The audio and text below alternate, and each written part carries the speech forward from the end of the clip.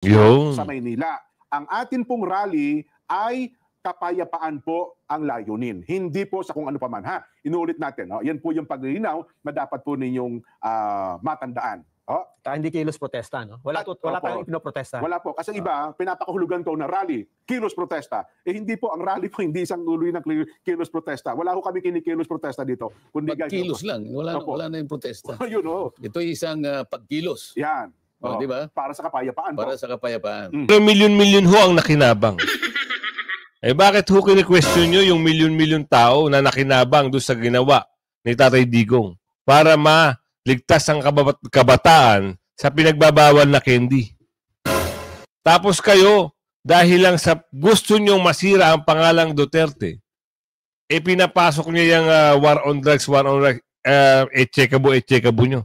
Karma na itong si Zaldico dahil hinahabol na sila ngayon ng Commission on Audit. Mataas kasi ang pag-audit ng Commission on Audit sa iba't ibang ahensya ng gobyerno.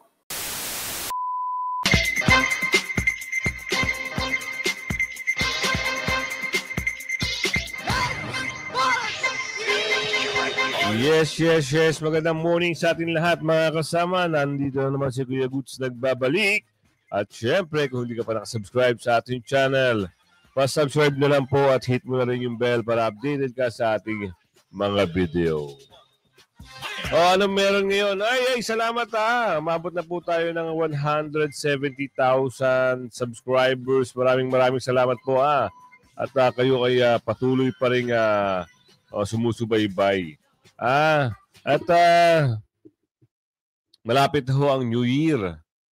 Sana ho magkaroon na ho tayo ng maayos at magandang gobyerno, no? Hindi kagaya nung nababanggit sa mga bali-balita na talaga namang, Diyos mio, ubos sa ubos. Agaya ngayon sa ibibigay na balita ni Robin, anak ng tipaklong, bilyunan pala. Sino ang nai-involve na naman dito? Hinahabol ng COA. Kasi naman, 20 billion budget sa DPWH, wala ang mga resibo. May anomalya. Diyos ko. Ay, ganito sila kagarapal. Ganito sila walang respeto sa sambayan ng Pilipino.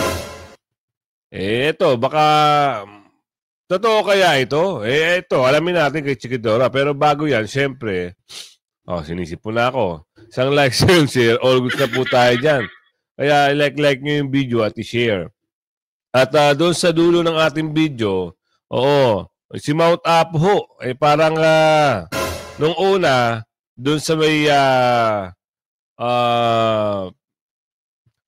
yung hindi pagsang-ayon doon sa kung sino nakaupo ngayon. Ngayon sumasang-ayon na siya. At parang nangangatog na siya. Bakit daw si Pangulong Duterte ang mag-aabogado? Parang takot na itong mga ito. Sabi yan ni Jessica. So ito, simulan natin kung ano yung ibabalita sa atin ni Robin. Ito si Robin, talagang talagang panatiko ko nito ni Robin. Pag ito nagbalita, talagang maayos. Robin, ano bang usapin dyan? Bakit daw habulin at magkano yung mga nadorobo nito, mga bakuraw na ito? At may nabalitaan nga tayo sa parting Bicol, grabe. Ang kalsada, walang bakal. Wasak-wasak binalita ho Binalita ho doon sa mga source nila. Ngayon, paano didepensahan ng mga source nila? Wala naman talagang bakal, di umano, sabi. Tuloy na natin to. Robin, pasok mo. At mukhang nakarma na itong si Zaldico dahil hinahabol na sila ngayon ng Commission on Audit. Mataas kasi ang pag-audit ng Commission on Audit sa iba't ibang ahensya ng gobyerno. Lumabas na ang DPWH ay tila hindi na... Ito ho Daily Tribune. Ito ay lumabas sa pahayagan nila. So, ang sabi, ayan basahin nyo, December 27, kahapon lang ho December 27, 2024. Headlines, COA orders DPWH submit documents for 20.3 billion spending. Nako. Tuloy mo, Robin, kung ano yung mangyayari. Nagamit ng tama ang kanilang pondong 20.3 billion pesos. Walang mga official receipts o resibo.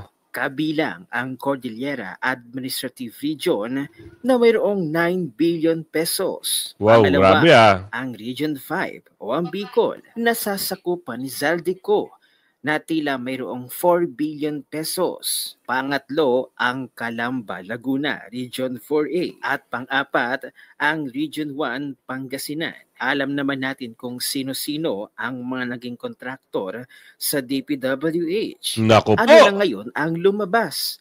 Hindi ba dapat kayo ang imbestigahan, Zaldico? At ang iba mo pang kasamahang mga buwayang kongresista. Tama! Kaya nga ang ating mga kasundaluhan ay tila hindi na masikmura pa ang paglulustay ng pera, lalong-lalo na ng mga buwayang kongresista na ito. Dear retired men in uniform, nabasa ko po ang mensahe ninyo kay BBM about the issues of 2025 national budget. Maraming salamat po sa inyong pagsasalita. May kakampi pa pala kami. Mga sirs, please po, tulungan po ninyo ang taong bayan na mas lalo pang mapalakas ang boses. Kasi po, pag kayo nagsasalita, for sure, maraming nanginginig sa takot. Mukhang mas nakikinig o makikinig sila sa inyo. Kailangan pong matakot sila sa taong bayan and they shape up. Itigil na ang palagiang ng national budget. Ayan, mga kasama. Isipin nyo dahil sila ang mga nakaupo at sila ang mga nagkakampihan dyan sa mga bakulaw na yan. Isipin nyo, kahit mali ang ginagawa, talagang kahit mali, sinusuportahan nila ang mga bakulaw. Wala nang magtatanggol. Kahit nga yung kung sino nga yung mga nakaupo, parang teko pong bibig. Bakit kaya? Nabulunan na ba ng pera? Sabi dito ni Jomer. Nabulunan na ba sila ng pera? Anak ng tipak lang. Diba? Nabusala na nga daika nga, sabi ni Jomer.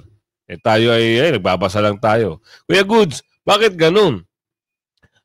Kung sino pa yung dapat sumilip, kasi sabi nila sila yung konstitusyon, makabayan, makatao, poprotektahan nila ang taong bayan. Bakit hindi sila nagsisikilos?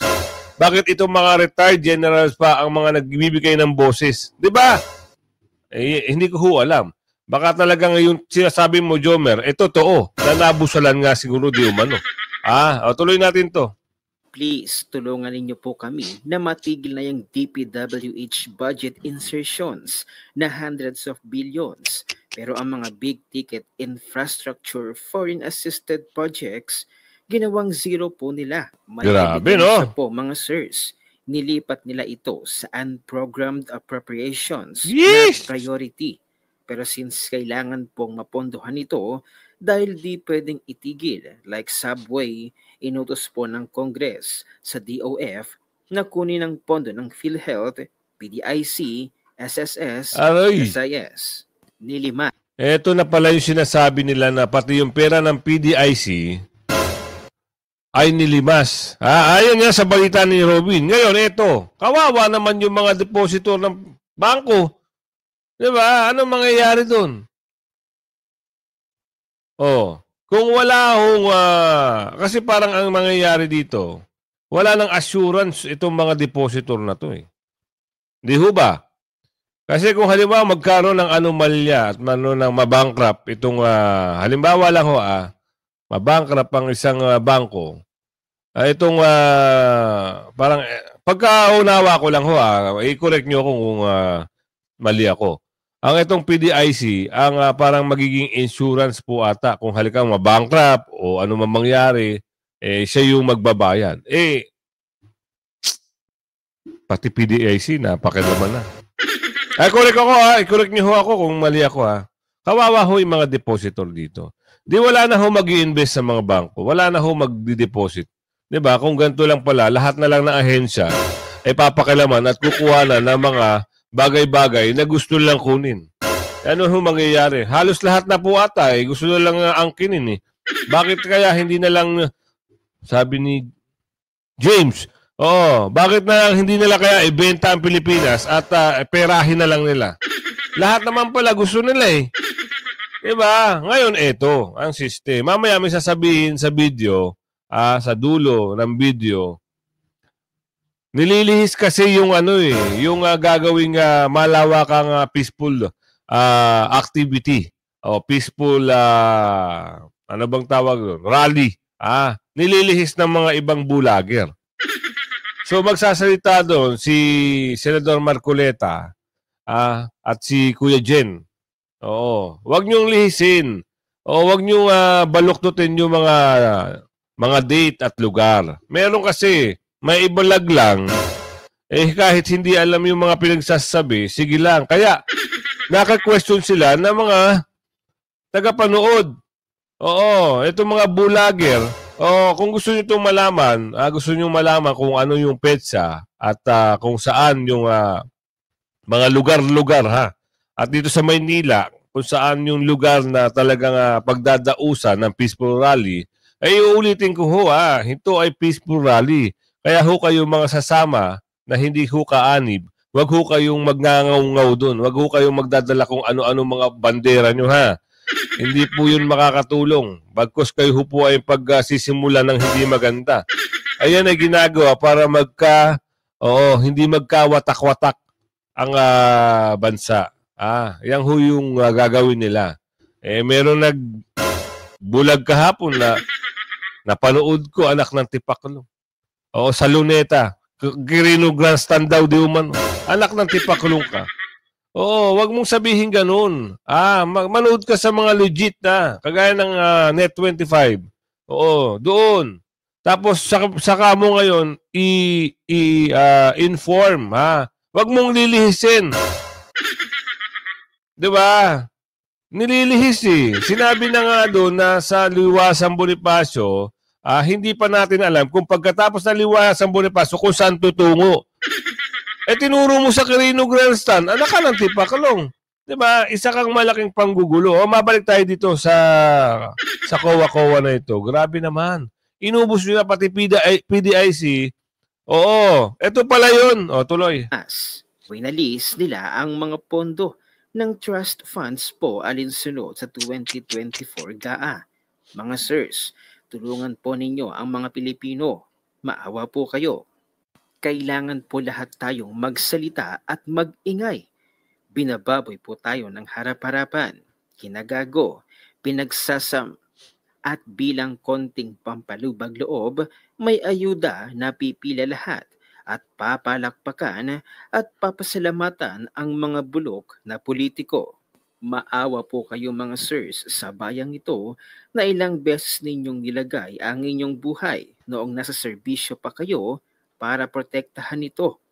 Dati po, pag nakakakita ako ng naka-uniforming pulis at sundalo, I felt safe. Sana po, kahit retired na kayo, iparamdam pa rin po ninyo na nandyan pa rin kayo para sa bayan, kakampi namin. Maraming salamat po. Bilang patunay ay heto, ibinalita pa ng iba't ibang media ang patungkol sa tila questionableng paggastos ng mahigit 20 billion pesos sa DPWH. Nakakahiya si Zaldico na siyang binigyan ng komento at reaksyon ni Mr. Will Talker. Panoorin natin ang buong video. Dokumentasyon sa paggasta ng DPWH ng mahigit 20 bilyong piso. Ipinag-utos na ng COA. Naritong newscoop ni Gia Rafael. Ipinag-utos na ng Commission on Audit sa Department of Public Works and Highways ang agarang pagsusumite ng mga dokumento nito kaugnay sa ginastang 20.3 billion pesos noong 2023. Ayon sa COA Audit Report, iba't ibang DPWH offices ang nakinabang sa mahigit 20.3 billion pesos kung saan mahigit 9 na bilyong piso ay napunta sa Cordillera Administrative Region para sa mga infrastructure projects. Pangalawa sa may pinakamalaking nakuha sa nasabing halaga ang DPWH Region 5 na mayroong 5 bilyong piso na sinasabing ginamit para sa paggawa ng mahigit 50 proyekto. Binatikos ng COA ang mga nasabing transaksyon dahil sa kawalan ng tama at kumpletong mga dokumento tulad ng backup computation, delivery receipt, official receipt at iba pang certification at permits. Oh, ano na? Oh, yan. Sige nga, ipaliwanag nyo ngayon sa COA yan. Oo, sana lang. Oo, eto. Survey tayo. Kayo ho ba mga kasama, naniniwala ba kayo na nilustay talaga nito mga DPWH official ang kaban ng bayan at may sabwatan nangyari dito di umano. So kung naniniwala kayo, i-type nyo dyan. Yes, talaga naman. Sagara na ho ang kanilang kalupitan sa pera. Ibang klase sila pag pera ang pinag-uusapan. Naniniwala kami dyan. 1,000,000%. Kung hindi naman, hindi kami naniniwala. Tama ho ang pinagagawa nila. Dahil po yung mga flood control, wala ho tayong makita. At yung mga kalsada, walang mga bakal. Hindi kami naniniwala dyan. Anak ng tipakulong. Ang mga hindi lang naniniwala dito, yung mga taong kahit mali na, pinipilit, basta, yung mga ego ba? Na kahit na kung sino yung namumuno, sino yung mga nangungurakot, basta sinuportahan nila yung nakaupo ngayon. Yun eh. Nasa ego nila yun kasi mapapahiya sila. Ganun lang kasimple yun. At ito na. Dito na tayo magpunta. Ayan, nasabi natin kanina na merong mga bulager kasi na nag-mislead, nagsasabi ng mali o dinadivert, nililito ang ating mga kababayan para siguro manggulo sila di umano.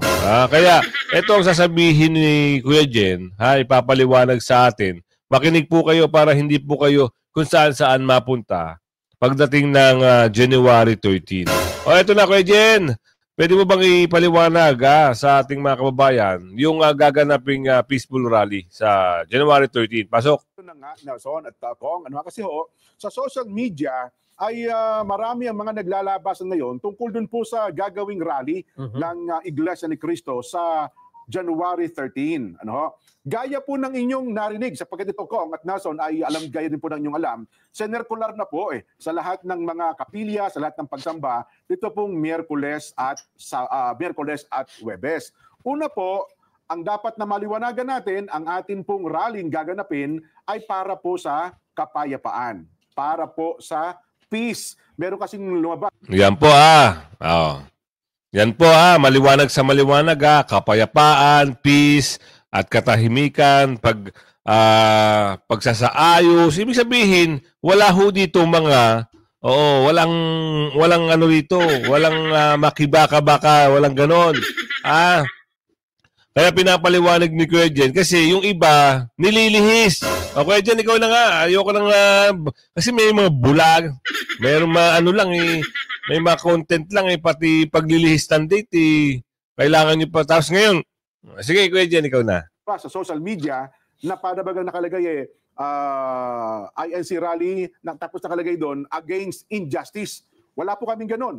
Hindi po totoo yun. Wala pong ganong usapin ukol sa rally ng Iglesia ni Cristo. Dito po sa Metro Manila, ang narinig nyo rin po sa circular, gaganapin po at magkikita-kita tayo dyan po sa Liwasang Bonifacio sa Maynila. Liwasang. Narinig nyo Huwag kayo pupunta ng Quirino, huwag kayo pupunta kung saan-saan, Liwasang Bonifacio ho.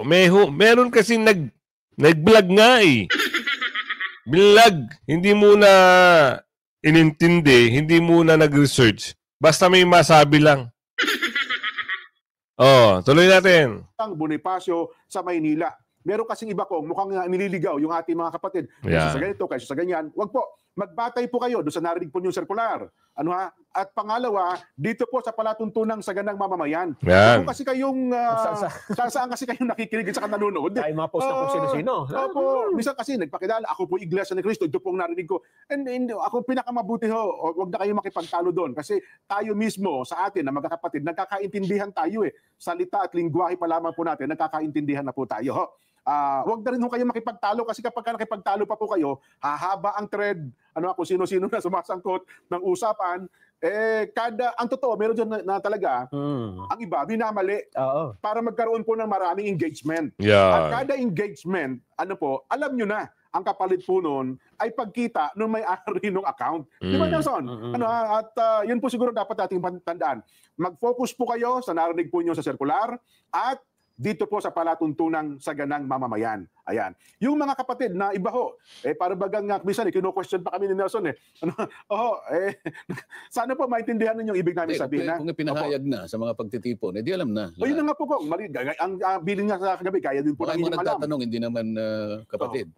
Meron po kasi iba kung nagpapakilala sa social media, mahirap talagang isek kung totoo, hindi totoo eh. Pag sinabi niya, ako po Iglesia ni Cristo, ganito po narinig ko. Pero minamali niya. Hindi Iglesia yun. Ayun na nga po kung, tayo nagkakaintindihan tayo ng ganun. Pagka po sinabi niya na INC siya, pero mali po yung kanyang binibigyan na impormasyon, nagkukunwa lang na Iglesia yun. Yun na nga po. Kasi malinaw na malinaw yung yung impormasyon na ibinigay. Yes po.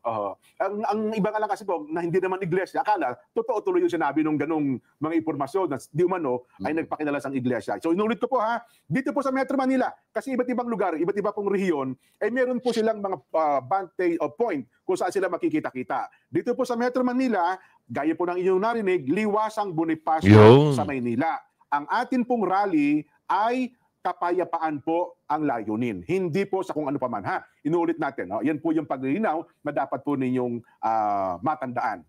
Hindi kilos protesta, no? Wala tayong pinoprotesta. Wala po. Kasi iba, pinapakahulugan ko na rally, kilos protesta. Hindi po, ang rally po hindi isang uluy ng kilos protesta. Wala ko kami kinikilos protesta dito. Kundi pagkilos lang. Wala na yung protesta. Yun, Ito isang pagkilos. Yan. Di ba? Para sa kapayapaan. Para sa kapayapaan.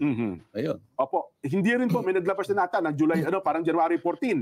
Iniiba rin yung petsa ko May mga nagtatanong, ano pa talaga? Nag-iba pa petsa? Hindi po. January 13 po.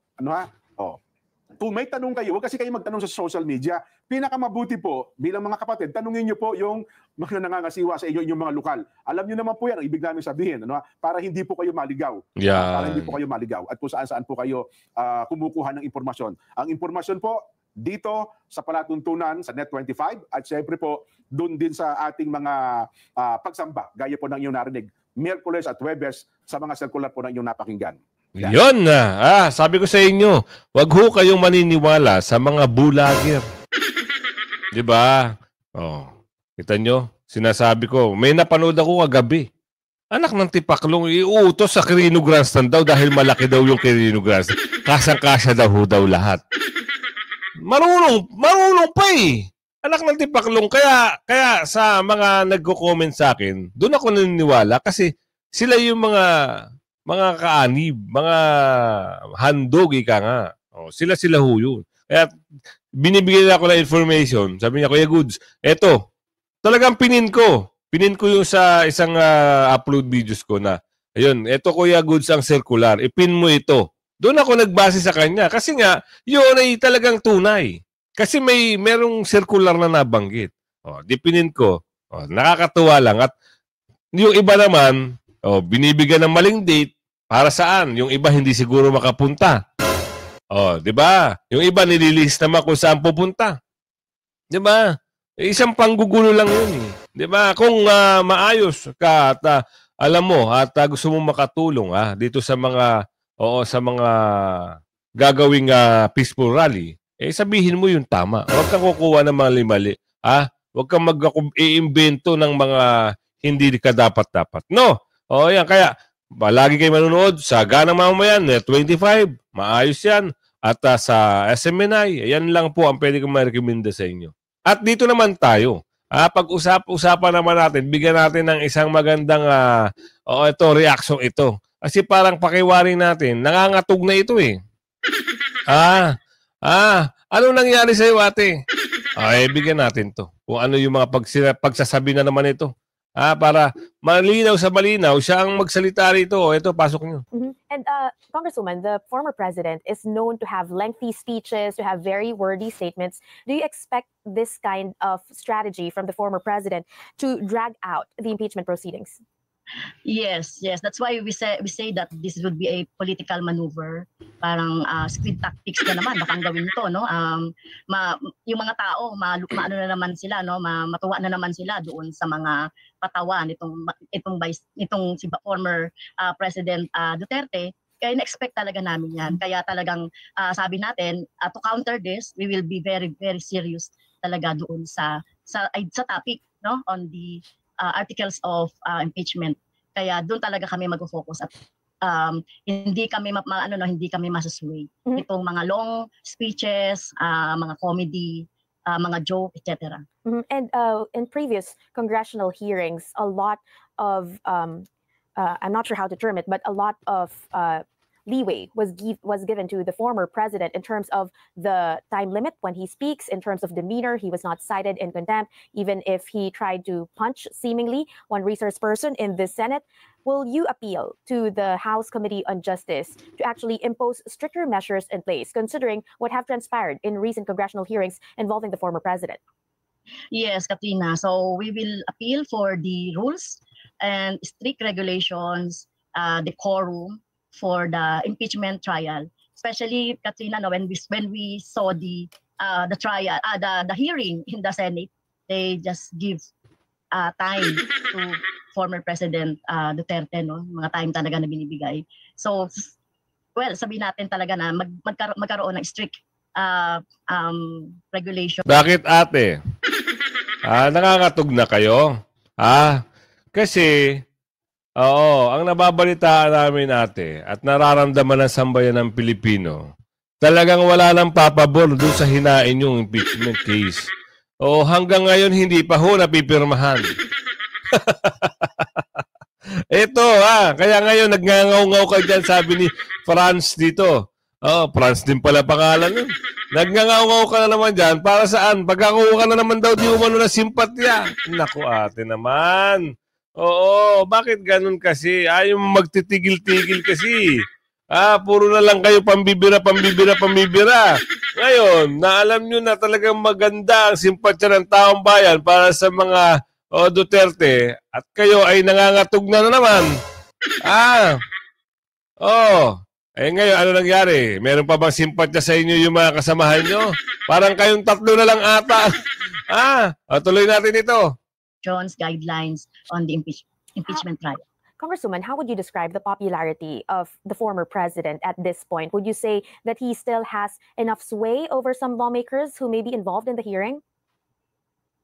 At bago mo sagutin yan, ito lang Yung popularity ate, nakarating na ng ibang bansa. Nakarating na kung saan bansa yung popularity ng mga Duterte. Ikaw ba, kilala ka ba? Oo.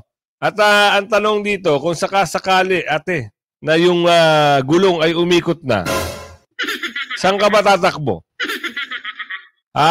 Sa bundok o sa rehas? Di umano, sabi ni Carlo. Ano ba talagang kagustuhan nyo? Talagang gusto nyo talagang ipagpatuloy yung mga ginagawa nyo o talagang gusto nyo lang guluhin? Sabi dito ni David, gusto nyo lang guluhin ang bansang Pilipinas. Tuloy pa natin to.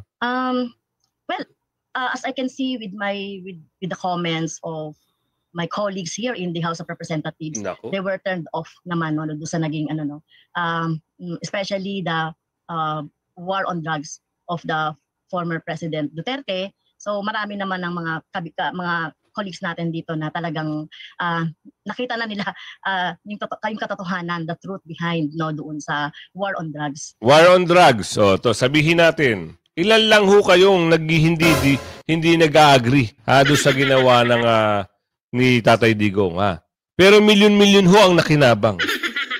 Bakit ho kini-question nyo yung milyon-milyon tao na nakinabang doon sa ginawa ni Tatay Digong para maligtas ang kabataan sa pinagbabawal na candy? Tapos kayo, dahil lang sa gusto nyong masira ang pangalang Duterte, pinapasok niya yung war on drugs, checkable nyo.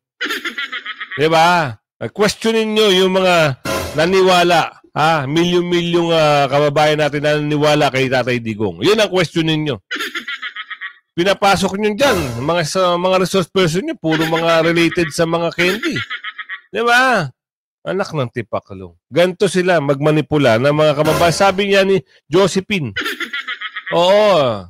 Kasi, uhaw na ito. Saan?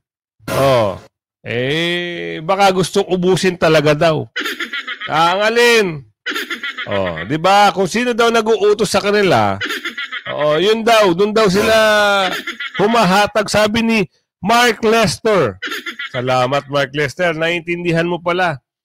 So ngayon, ang ibig sabihin dito, talagang meron silang takot, no? Takot na takot pa rin sila makaupo ang mga Duterte dahil pag-ikot ng gulong, sigurado, shoot! Ika nga, shoot sa banga. Yun lang ang nakikita natin dito. O kayo, mga kasama, naniniwala pa ba kayo sa pinagsasabi nito? Pero inyo, ilang oras lang, ngayon meron naman siyang meron naman siyang interview. Talagang, simpatya. Kaso nga lang, ang nanonood doon sa kanila, ilan lang. Di ba? Hindi makakuha ng mga 100 views, 100k views. Oo, tapos may mga comment pa na masasama para sa kanya. Di kasi alam na kasi yung tunay ng mga kulay. Yun lang ang nakikita rito. Kaya sa mga laging nakasubaybay sa atin, huwag kayong magpapahuli sa mga balita, issue at reaksyon ng bayan. Yung mga kabuntutan ng mga bakulaw, alam nyo na yan. Kaya pagdating sa Mayo, ito nga, balita natin, tatakbo daw ito eh. Nang marathon. Sabi ni Grace dito, good, sa marathon lang yan. Oo. Naku. Ay! Panggulo ika nga, saling ket-ket. Hanggang sa muli, mamaya abangan nyo yung upload natin Everyday po tayong may upload. Tsaka mahina na ako sa inyo. Hindi nyo ata sinishare yung video natin hindi nyo pinapaabot ng 200k views. 400k views. Yan, hanggang sa muli Bye-bye.